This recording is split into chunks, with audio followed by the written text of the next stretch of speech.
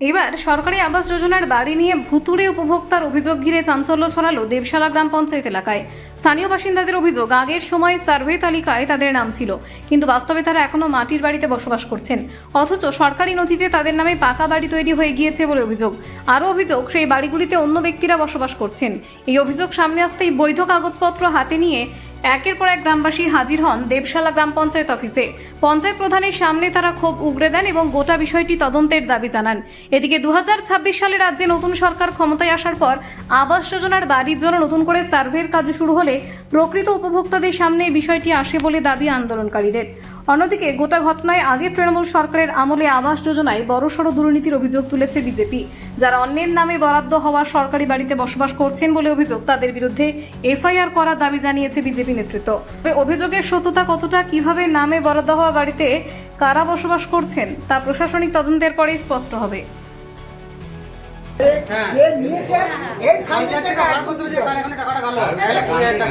টাকা তো উঠেছে, কেউ না কেউ তো নিয়েছে, তাদের জরিমানা হোক যে টাকাটা কে নিয়েছে। দুটো করে ঘর নিয়েছে তারা। যে যোগ্য নয় সে যদি বাড়ি পেয়ে থাকে তার যথাযথ দাবি করা হবে, অবশ্যই করব। ম্যাক্সিমাম লোক দুটো করে ঘর পেয়েছে। নাম ধরে বলে দেবো, নাম ধরে আমাদের সাথে। যোগ্য মানুষ বাড়ি পাচ্ছে না, অযোগ্য মানুষ পাবে, সেটাও তো যে লোক সার্ভে সেই লোকটাই জানে, কে সার্ভে করছে সেই লোকটাই। তারাই সার্ভে, তারাই তো জানে যে কে কাকে ছবি করেছে, যে লোকটা সার্ভে করছে তারা জানে, তারা সব জানে। পঞ্চায়েতে আসার পর বললে তো যে এই দেখি এখন কি হয়েছে, ঘটনাটা কি হয়েছে?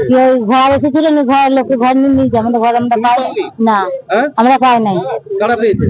কেউ পেয়েছি বুঝতে পারি না, উপর প্রধান হয়তো কিছু করেছে, আমরা কিছু বুঝতে পারি না।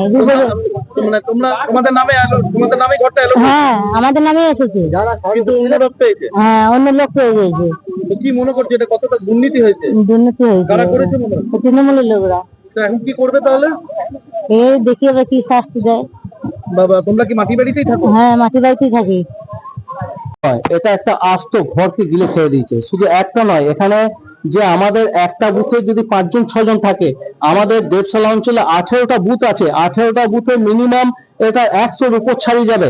100 ঘরের টাকা যদি এরা এই তৃণমূলের নেতৃত্বে, তৃণমূলের আমলে, তৃণমূলের পঞ্চায়েত চলাকালীন এরা সব মেরেছে। 24-25 সালে কয়েকটা ঘটনা দেখলাম যে তাদের ঘর উঠে গেছে এবং তারা বিডিও অফিসে এমনকি পঞ্চায়েতে দূরে দূরে ঘুরেছে তাদের ঘর ফিরে পাওয়ার জন্য, কার অ্যাকাউন্টে টাকা গেছে সেটা দেখার জন্য, কিন্তু তারা কোথাও সুরাহা পায়নি।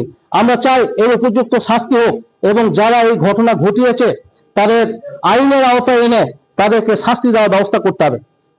তাই তো এদিকে পিটিনাতে দরকার তাদের তৃণমূলের তাদেরকে কেন?